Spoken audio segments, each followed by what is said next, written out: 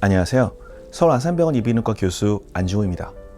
저는 귀를 전공해서 이명 환자들의 진료와 치료 역시 담당하고 있습니다. 예전에 제가 미국 볼티모어의 존스 홉킨스 대학에 2년간 연수를 했던 시절에는 이명 치료의 대가인 애틀랜타 에머리 대학 교수인 파월 저스트레보프 교수의 이명 재훈련 치료 연수에 참여해서 친해졌는데 저희 가족을 집으로 초대해 주셔서 즐거운 저녁 시간을 가진 적도 있습니다. 지금도 간혹 연락을 주고받는 사이죠. 이명, 참 괴로운 증상들 중 하나입니다.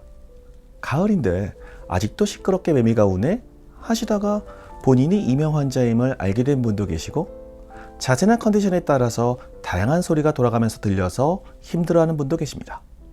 밤마다 시끄러워서 잠을 못 주무시는 분도 계시고, 낮에 업무에 집중을 못해서 직장 생활이 힘든 분도 계시죠. 1953년에 흥미로운 연구가 진행되었습니다. 모리스 헬러와 모 버그맨은 정상 청력을 가진 80명의 젊은 피험자들을 완전 방음이 된 방에 5분 동안 머물게 한 다음 그 방에서 들리는 소리를 느꼈다면 적어내도록 하였습니다.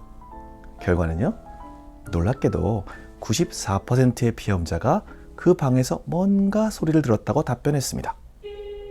아무 소리가 없는 방음실에서 들리는 소리가 무엇이었을까요? 바로 피험자들이 평소 느끼지 못했던 본인에게 들리는 미세한 이명을 그 방에서 들린 소리라고 표현한 것이었죠.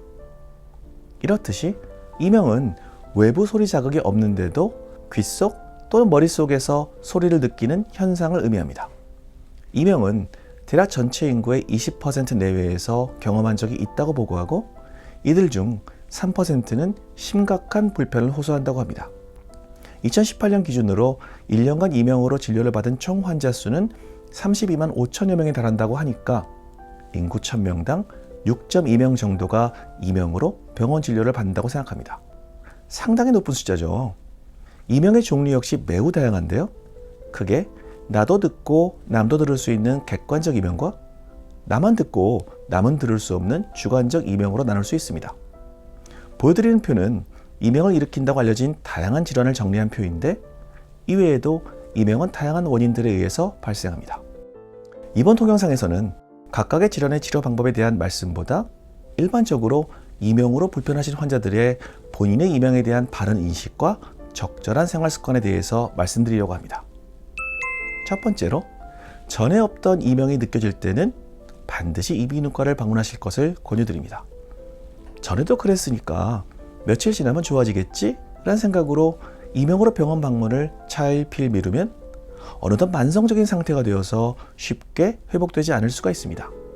특히 큰 소음에 노출된 이후 혹은 난청이나 귀 먹먹함과 같이 발생한 이명은 조기에 제대로 된 치료를 받지 않으면 이후 만성 이명과 난청으로 더욱 우리를 불편하게 할 수 있습니다.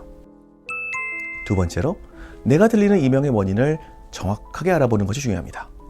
이비인후과를 방문하면 자세한 병력 청취와 더불어 고막 내시경 검사, 청력 검사, 뇌파 검사, 그리고 필요한 경우 혈액 검사나 측도골 MRI 등을 촬영할 수 있습니다. 아까도 보여드렸듯이 이명은 매우 다양한 원인에 의해서 발생하죠. 그래서 수술 혹은 적절한 약물 처방으로 치료받을 수 있는 이명인지, 아니면 단순한 난청 때문에 발생해서 다른 질환을 걱정 안 해도 되는지를 반드시 확인받으실 것을 권유드립니다.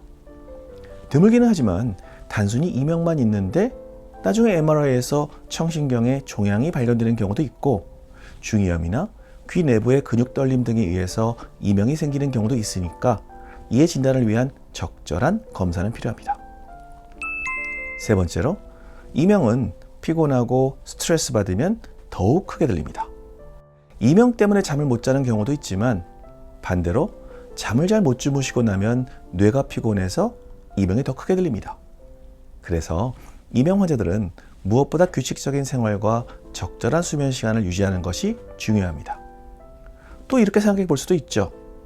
평소 그럭저럭 별 불편 없이 지내다가 이명이 커질 때는 몸이 내가 너무 무리하고 피곤하니까 쉬라고 경고하는구나 라고 받아들인다면, 오히려 몸이 내 건강을 지키기 위해서 이명으로 경고한다고 생각하면 좋습니다. 하루하루 잘 드시고 즐겁고 건강하게 생활하면 이명 역시 줄어듭니다. 네 번째로, 너무 조용한 환경을 피하는 것이 좋습니다. 이 동영상 초반에 말씀드린 헬러와 버그만의 연구 결과 보여드렸죠.